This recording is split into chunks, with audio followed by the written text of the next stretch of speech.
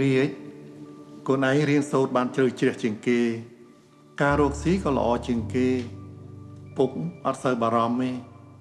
តែកូនឯងកុំមាត់តូចមាត់ធំដាក់បងប្អូនពេកណាកូនណាពុកអត់មានអីច្រើនទេប្រាក់សំរបស់ពុកហ្នឹងកូនឯងយកទៅពង្រីកហាងកូនឯងចុះសរិទ្ធកូនឯងបងគេហត់នឿយក៏ច្រើនជាងគេរៀនសូត្រក៏មិនសូវបានដិតដល់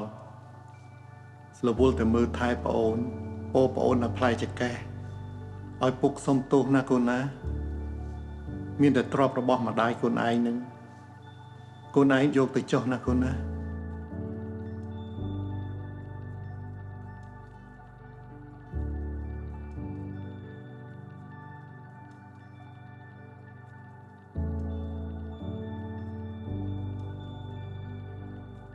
មិនឲ្យកូន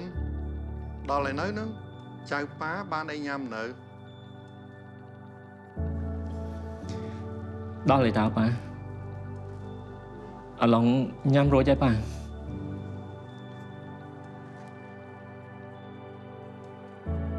ិនឲ្យកូនដល់ឯនៅហ្នឹងបានស្រោចទឹកស្រោចអីនៅ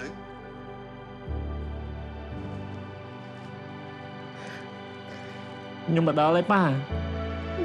កុំបារម្ភពីពួកខ្ញុំពេកមើល